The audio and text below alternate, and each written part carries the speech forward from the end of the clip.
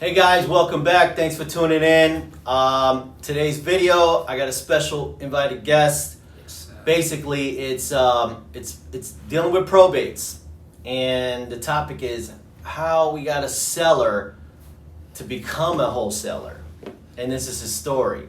All right. So, real quick, little background here. Will's been working with us and friends with us for at least 5 years now. Yes, 5 years.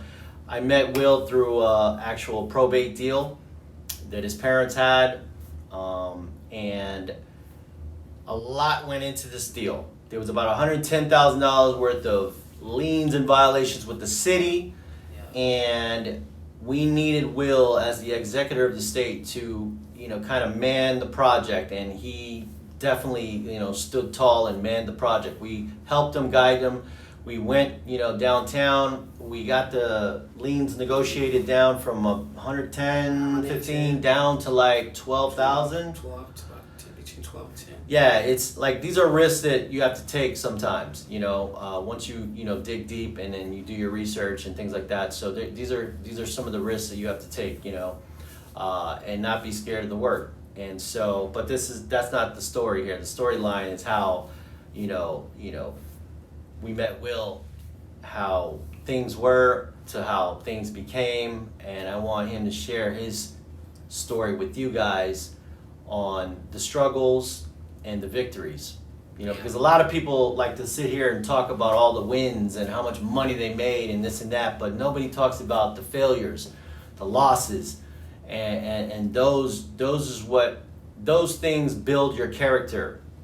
Tough skin, gives you that drive, and it just really proves to yourself how bad do you want it, So, real quick though, Will's a great guy. Will, tell the viewers, a little about your circumstance at the time, and basically what made you decide to get into wholesaling with us. Okay. My name is Will. I've been working with Cookies and Cream about 4 years. And what makes me wanted to sell and got into this business? Well, first, my situation was a little strange for me. It's a position I'd never been in my life before until I met Nelson and Rudy. So I was in a situation. I was fighting with the bank to save my parents' house when my dad died. Nobody's name was on the house. It was just his name because he was stubborn at the time. So when he passed away, nobody's name was on the house. So I was fighting with the bank to get the house probated. By the time we didn't know anything about probate, it was paying lawyers, it was just taking our money and just doing whatever until I met Nelson and Rudy. So the house had about $115,000 worth of liens. We cut it down to about between 10 and 12,000. It helped me out, helped my family out, because at the end of the day, that 115,000 could have went to the city, but we ended up paying 15 between 12, like I said, between 10 and 12. So that was more money in our pocket, and it was more money in my brother's pocket. At the time, I wasn't staying at the property. My brothers were staying at the property. But if they would have lost the house, they'd have had nowhere to go. So I took a bad situation, and I learned from the situation. I ended up saving a whole lot more money than I was wasting, and we ended up going with the deal with them because at the time, everybody else wanted the deal. But what made me go with them is because I saw people look like me who actually I could relate to actually doing something that I didn't never think I could have done. So that inspired me to go work with them. So at the end of the day, they helped me out, helped my family out, and that was the best feeling I ever had.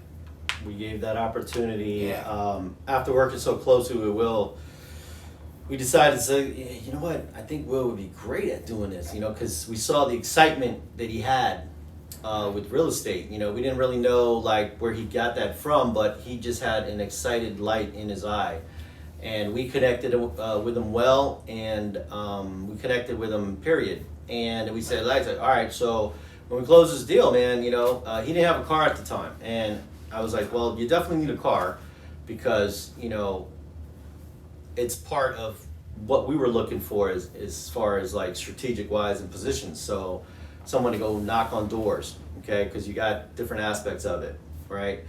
And he's like, all right. I said, well, yeah, get a car, call us up. And I didn't believe it, but like, yeah, 4 or 5 Right after days. we closed, like 4 or 5 days later, calls us up. Like, I'm ready to work. Let's go. What do we got to do? You know, we took him out one day, trained, did a little, like, you know, practice run there, knocking on some doors. Because, yeah, you know, that's what we used to do. I would never teach anybody anything that I wouldn't do or have done myself and Right. experienced it myself. I would never, like, try to tell you to do something I never did. So we did it. I mean, he was a natural. And we gave him some leads. He was like, you know, I got this, man. You know, I'll go out tomorrow or whatever. I think after this first day, he's like, Yeah. I'll go out tomorrow. He went out the next day. If I'm not mistaken, if it wasn't that afternoon or a little bit after that, he had knocked on a... I knocked on a property. Well, the property was vacant, but I recognized the address where the owner stayed at. So I went to the address, and it was actually on the same street where my parents' house that I sold to them. So I actually knocked on it. The guy recognized me. He was like, "Oh yeah, you grew up in the neighborhood," and it was easier for me. But at the end of the day, most of these deals don't always go like that. Like for my situation, for me, to speak to somebody who's actually going through it and losing their house, I can relate, because I could talk to them, tell them, listen, I was in your shoes, I know exactly what's going on, and I can actually give you my testimony. I can say that this is what I did, this is what happened, and I turned a stormy day into a shiny day. You just gotta listen and don't get attached. A lot of people get emotionally attached into their property. Relatable. You have to be Yeah, relatable. you gotta be relatable. Like, Yeah. you're in a situation, it's not, you don't have the finances to fight against the bank. You don't have the finance. If you had the finances, you would never be in a situation. So that's the main reason why I like to do this, because I can take people out of a bad situation and turn it to a good situation. I like to help people. I just like helping people because I know if I see my mom struggle, I see a lot of people struggle, so I just like to help people. That's one of my main things. This thing helped me, so I like to help people back. And that's our focus. You know, we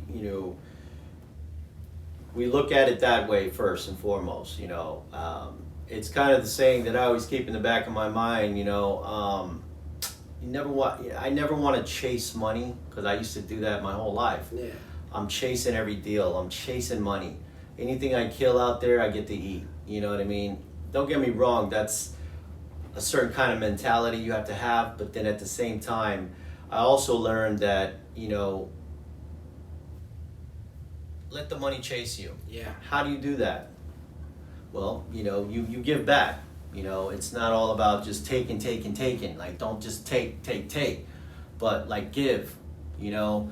So I love the opportunity that you know, and look, 5 years later, Yeah. like it's, Here, we're family, you know what I mean? Yeah. We're family. And not to get all sentimental, but like let's talk like what they want to hear. The viewers want to hear like money, right? We're hand over fist. We were making money. Yeah, we was crushed that year. We was crushing it. We was crushing deals back to back. I was closing a lot of deals. I met a lot of people. I helped a lot of people, and to this day, some of these people still reach out. They say, "You really changed." Like, we was really losing everything. We didn't know where we was gonna go. We turned a bad situation to a good situation. So it's not always about the money. It's about the relationships you build. It is. It really is. You know, I remember at one time we were closing in real estate. If you know, like closing one transaction per week for a consistent 3 or 4 months there. Yeah. So we had a closing every week, and in some cases the closings came like twice in 1 week. You know. And you know, I'll have Ava get on, get on one of these videos to vouch. I mean, there's no shame in our game, man. And just to give you an idea, I think Will, like, about how much money were you making? Like the first month. Well, the first month I was making like 10,000. First month I was making 10,000. I was almost quit my job. I was like, nah, this is the first month. Let me test it out. Mm-hmm. Second month I see another 11,000. And the deals started coming in, so it's not because the deal happened so quick at the beginning, but it's just you see the process and you see how it's working. It's not I was doing something I don't see nothing happen, but I was doing it and actually seeing it happen. And the reaction of the clients was like, they didn't think this thing was possible. They think they was gonna lose the house. We have found people who left the state. They didn't even care about the house. They thought it was gone, but we turned a bad situation into a good situation.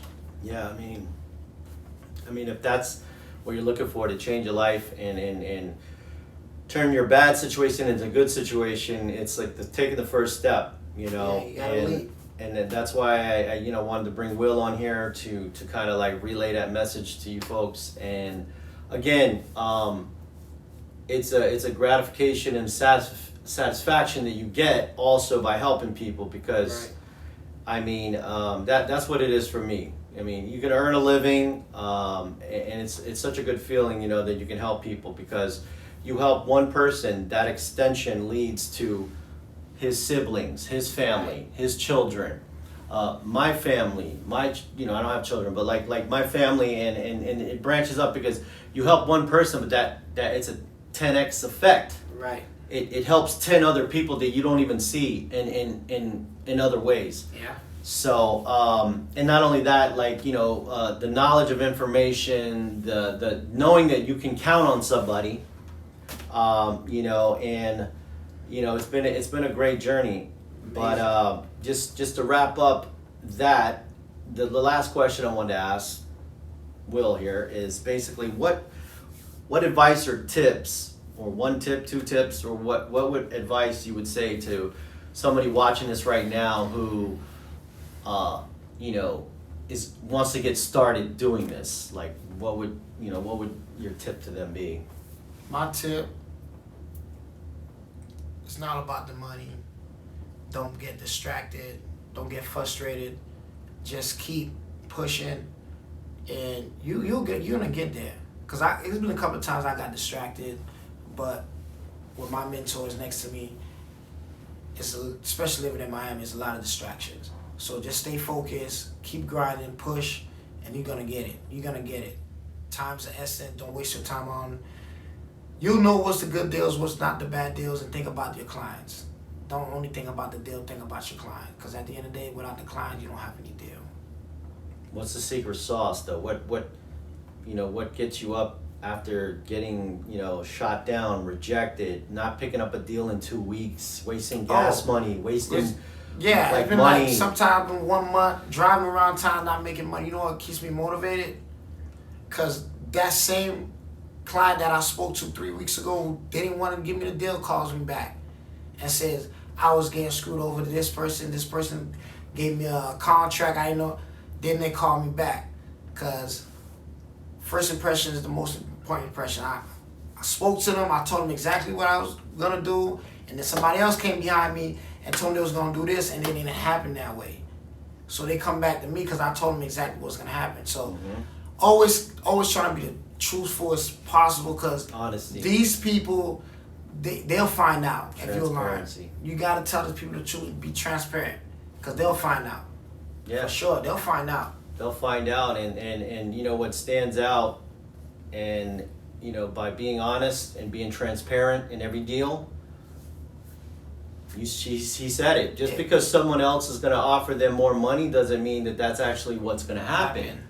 You know, but they're going to remember you because you were the one that came to them, not as a greedy shark or as someone that is trying to take something from them, but saying, listen, you know, even if we don't do a deal, take my number down. Yeah. If there's something I can do to help you, you know, find a new place or whatever have you, you know, let me know.